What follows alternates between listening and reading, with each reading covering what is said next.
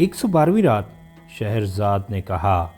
जब नौजवान शेर के पूछने पर घोड़े ने कहा कि इंसान के मकरो फरेब के आगे उसके बड़े और दुबले जिस्म की कोई हैसियत नहीं और इंसान उसके पाँव में 4 बंधन डाल देता है और उसके सर को एक ऊंची खूंटी से बांध देता है, जिसकी वजह से ना वो बैठ सकता है और न सो सकता है, तो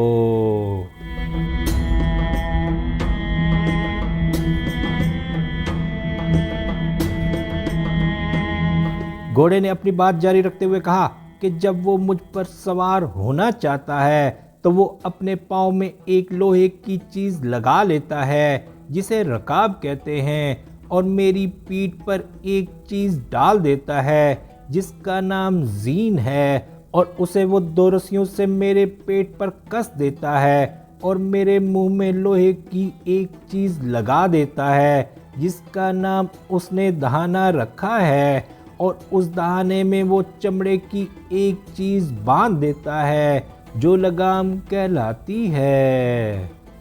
यहाँ तक कि जब वो मेरी पीठ पर जीन के ऊपर सवार होता है तो वो लगाम को अपने हाथ में लेकर मुझे चलाता है और रकाब से मेरे दोनों पहलुओं पर यहाँ तक कूदता है कि वो लहूलुहान हो जाते हैं। अलगर्ज ए सुल्तानज़ादे, मत पूछ के इंसान के हाथों मुझे क्या क्या तकलीफ़ें पहुँचती हैं।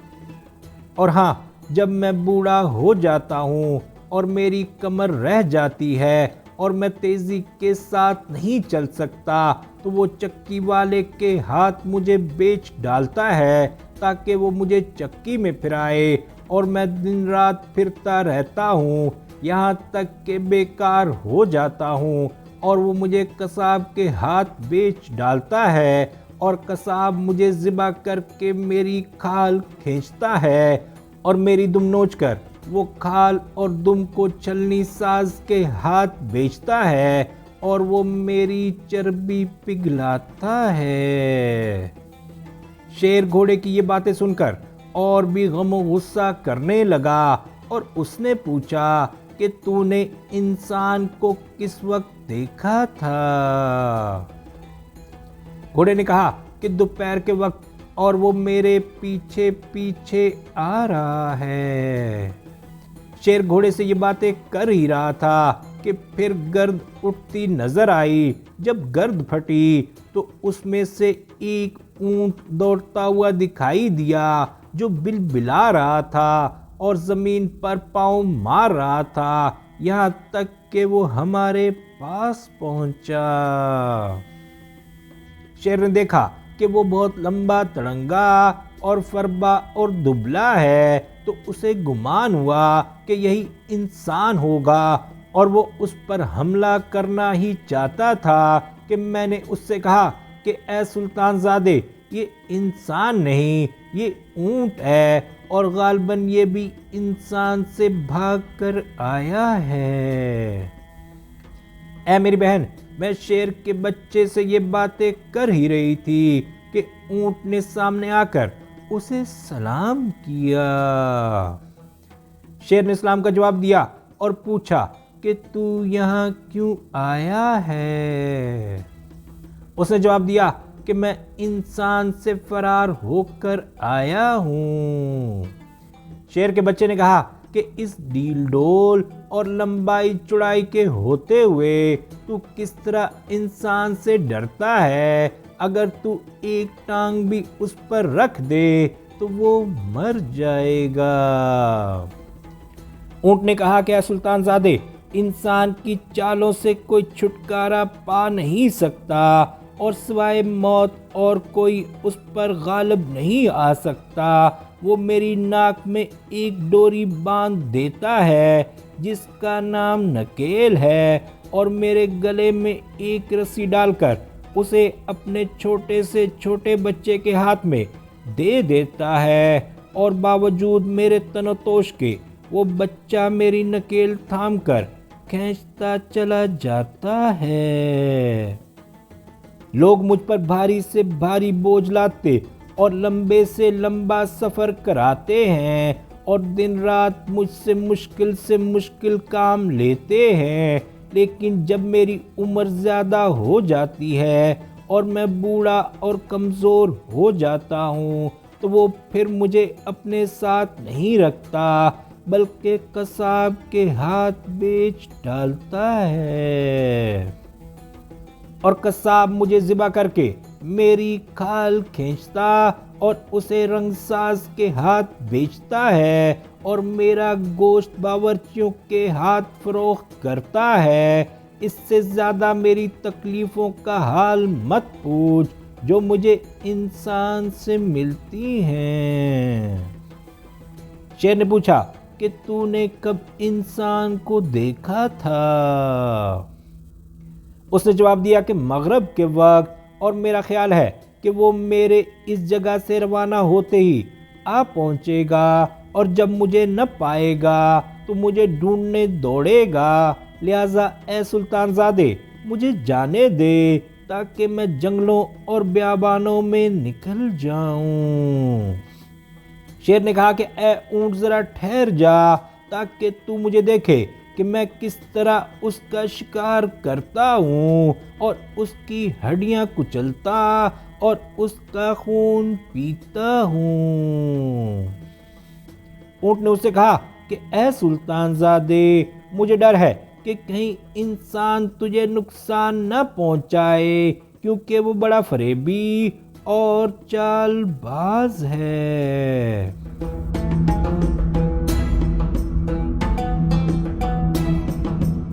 اونٹ یہ باتیں شیر سے کر ہی رہا تھا کہ پھر گرد اٹھتی دکھائی دی، اور اس میں سے ایک دبلے چہرے والا ایک بوڑھا بڑھئی نکلا، اور اس کے کاندھے پر ایک ٹوکری تھی جس میں بڑھئی کے اوزار تھے، اور اس کے سر پر درخت کی ایک شاخ اور 8 تختے تھے، اور آتے آتے وہ شیر کے قریب پہنچ گیا۔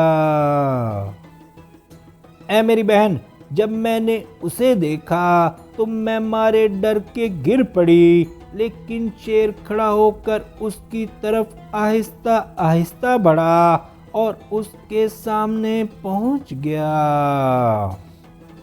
جب وہ وہاں پہنچا تو بڑھئی اسے دیکھ کر ہنسنے لگا، اور اس نے نہایت میٹھے الفاظ میں کہا کہ اے عالی شان بادشاہ، اے بڑی قوت والے، شام بخیر، خدا تیری کوششوں کو راس لائے اور تیری بہادری میں برکت دے اور تجھے اور زیادہ طاقت عطا کرے۔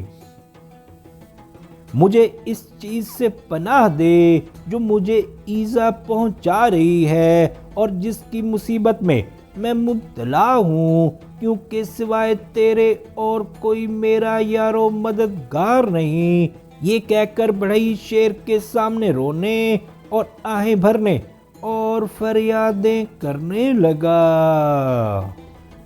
جب شیر نے اسے روتے پیٹتے اور آہیں بھرتے دیکھا تو وہ کہنے لگا کہ میں تجھے اس چیز سے پناہ دیتا ہوں جس سے تو ڈر رہا ہے، لیکن بتا تو صحیح کہ کس نے تیرے اوپر ظلم کیا، اور اے جانور تو ہے کون؟ میں نے اپنی عمر میں تیری طرح کسی کو نہیں دیکھا اور نہ تجھ سے زیادہ خوبصورت اور شیریں کلام۔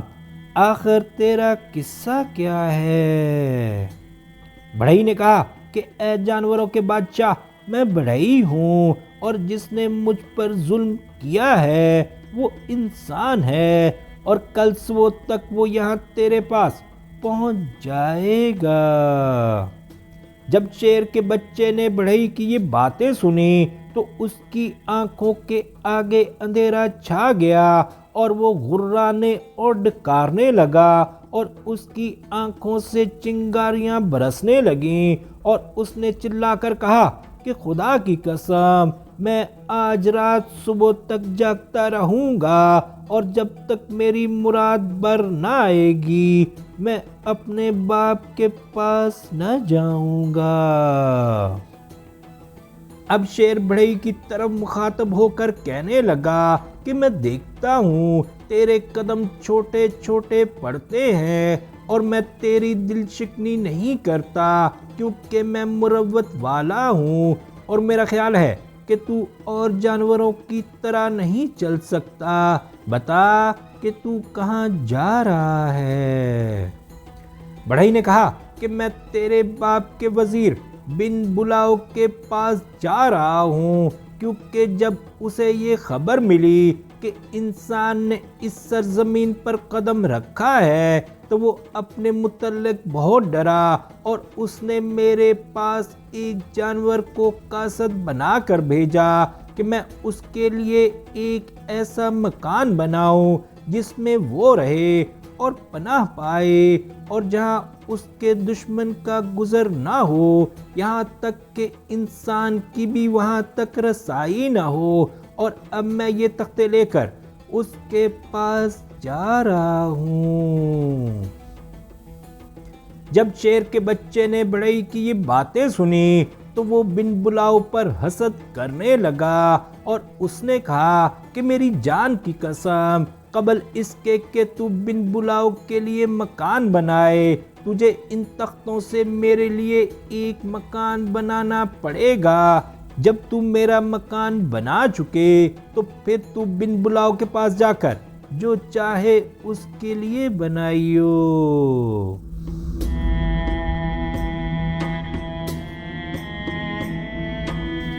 جب بڑھئی نے شیر کے بچے کی یہ باتیں سنی تو وہ کہنے لگا کہ اے جانوروں کے سردار، جب تک میں بن بلاؤ کے لیے اس کی خواہش کے موافق گھر نہ بنا لوں، میں تیرے لیے کچھ نہیں بنا سکتا۔ اس کے بعد میں تیرے پاس حاضر ہو کر تیرے لیے ایک ایسا مکان بناؤں گا جو تجھے دشمن سے بچا سکے۔ شیر نے کہا کہ واللہ، جب تک تو ان تختوں سے میرے لیے ایک مکان نہ بنا دے گا میں تجھے یہاں سے ہلنے نہ دوں گا۔ یہ کہہ کر شیر کے بچے نے اس کی طرف چھلانگ ماری اور چاہا کہ اس کے ساتھ مذاق کرے، اور ایک پنجہ مار کر ٹوکری کو اس کے کاندھے سے گرا دیا اور بڑھئی دوسری طرف جا گرا۔ شیر اس پر ہنسنے لگا اور کہا کہ اے بڑھئی، کم بخت، تو واقعی کمزور ہے اور تجھ میں بالکل طاقت نہیں، اور تو انسان سے اس لیے ڈرتا ہے کیونکہ تو معذور ہے۔ جب بڑھئی گر پڑا تو اسے بہت غصہ آیا، لیکن شیر کے ڈر سے کچھ کہا نہیں۔ اس کے بعد بڑھئی اٹھ بیٹھا اور ہنس کر شیر سے کہنے لگا کہ اچھا، میں تیرے لیے مکان بناتا ہوں۔ یہ کہہ کر بڑھئی نے وہ تختے لیے جو اس کے پاس تھے اور اس میں کیلیں ٹھوک کر اور اسے قالب کی شکل میں شیر کے برابر بنایا اور اس کا دروازہ کھلا رکھا، کیونکہ اس کی شکل صندوق کی سی تھی اور اس میں بڑا سا طاق تھا، اور اس میں بہت سے سوراخ کیے اور بہت سی نئی کیلیں نکال کر اس نے شیر سے کہا کہ اس طاق میں سے ہو کر اس صندوق کے اندر جا تاکہ میں اسے تیرے مطابق بناؤں۔ شیر خوش ہو کر اس طاق کے پاس گیا، مگر دیکھا کہ وہ تنگ ہے۔ بڑھئی نے کہا کہ اندر جا کر اپنے چاروں پاؤں پر بیٹھ جا۔ شیر نے ایسا ہی کیا اور صندوق کے اندر چلا گیا، لیکن اس کی دم باہر رہ گئی۔ اب شیر نے چاہا کہ پیچھے پھر کر باہر نکل آئے، لیکن بڑھئی نے کہا کہ ذرا ٹھہر جا اور صبر کر تاکہ میں یہ دیکھوں کہ آیا تیری دم بھی تیرے ساتھ اندر سما سکتی ہے کہ نہیں۔ شیر نے اس کا کہنا مان لیا اور بڑھئی نے اس کی دم لپیٹ کر صندوق کے اندر کر دی اور جھٹ سے طاق کو تختے سے بند کر کے اس میں کیلیں ٹھونک دیں۔ شیر نے کہا کہ اے بڑھئی، تو نے یہ کیسا تنگ مکان میرے لیے بنایا ہے، مجھے اس میں سے نکل آنے دے۔ بڑھئی نے کہا کہ اب پچھتانے سے کیا ہوتا ہے، تو اس مکان سے اب نہیں نکل سکتا۔ پھر بڑھئی ہنسا اور شیر سے کہنے لگا کہ تو اب پنجرے کے اندر ہے اور اے بدذات جانور، پنجرے سے تو نکل نہیں سکتا۔ شیر نے کہا کہ اے میرے بھائی، تو مجھ سے یہ کیسی باتیں کرتا ہے؟ بڑھئی نے اس سے کہا کہ اے جنگل کے کتے، جس سے تو ڈرتا تھا اسی میں گرفتار ہو گیا، قسمت نے تجھے اس کے اندر پھینک دیا اور اب خبردار ہونے سے کچھ فائدہ نہیں۔ اے بہن، جب شیر نے اس کی یہ باتیں سنی تو اسے یقین ہو گیا کہ یہی وہ انسان ہے جس سے اس کے باپ نے اسے جاگتے میں ڈرایا تھا اور ہاتف نے خواب میں، اور مجھے یقین آ گیا کہ بلا شک و شبہ یہ وہی ہے، اور مجھے ڈر کے مارے اپنی جان کے لالے پڑ گئے، اور اس سے ذرا دور ہٹ کر میں دیکھنے لگی کہ وہ اب شیر کے ساتھ کیا کرتا ہے۔ اب شہرزاد کو سبوتی دکھائی دی اور اس نے یہ کہانی بند کر دی۔